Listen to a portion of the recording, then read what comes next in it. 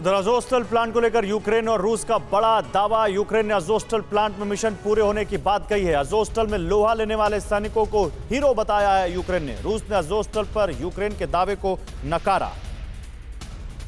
रूस ने बताया अज़ोस्टल में यूक्रेनी सेना ने सरेंडर किया है। अज़ोस्टल प्लांट में किसकी जीत हुई, इसको लेकर आज रूस और यूक्रेन ने बड़े दावे किए। यूक्रेन ने कहा कि अज़ोस्टल प्लांट में यूक्रेन का मिशन पूरा हो गया, लेकिन रूस ने न सिर्फ दावा किया बल्कि यूक्रेनी सैनिकों के सरेंडर करने का वीडियो भी जारी कर दिया।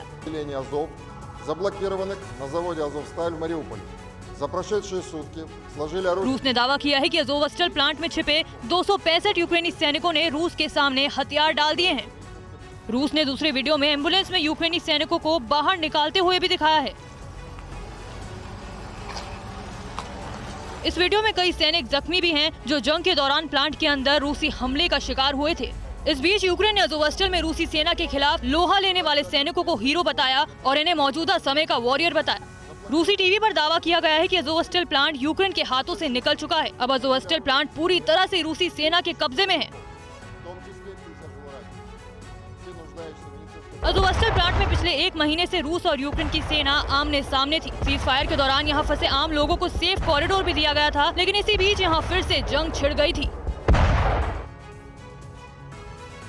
और डोनबास में डीपीआर की फोर्स और यूक्रेन के बीच में भीषण जंग।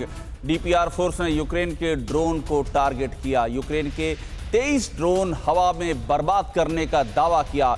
यूक्रेन ने रूस की T-72B3 टैंक को मार गिराने का किया दावा। रूस यूक्रेन के बीच पिछले 83 दिनों से जंग चल रही है। वॉर फ्रंट पर कभी रूस तो कभी यूक्रेन पलटवार कर रहा है। सबसे खतरनाक जंग डोनबास में चल रही है, जहां डोनेट्स्क पीपल रिपब्लिक की सेना ने यूक्रेन के ड्रोन पर निशाना साधा। दावा किया गया है कि डीपीआर ने यूक्रेन के 23 ड्रोन हवा में ही बर्बाद कर दिए।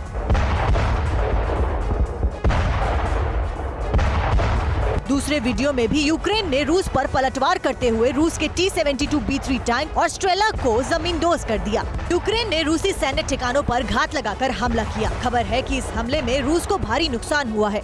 कुछ दिनों की शांति के बाद यूक्रेन का सूमी शहर एक बार फिर से रूसी हमलों से दहल गया। सूमी के उत्तर पूर्वी इलाके के अख्तायरका में रूसी मिसाइल ने रात भर कोहराम मचाया। रूस ने एक के बाद एक 5 मिसाइलें दागी और सूमी की कई इमारतों को तबाह कर दिया। हालांकि सूमी के गवर्नर दिमित्रो जोवत्स्की ने दावा किया है कि रूसी समूह मोटर के गोले, हथगोले और मशीन गन के सहारे सूमी में दाखिल हुए थे, लेकिन सीमा पर तैनात यूक्रेनी सैनिकों ने उन्हें पीछे जाने पर मजबूर कर दिया। अड़ी सोमवार से शुक्रवार शाम 6 बजे सिर्फ TV9 भारतवर्ष पर।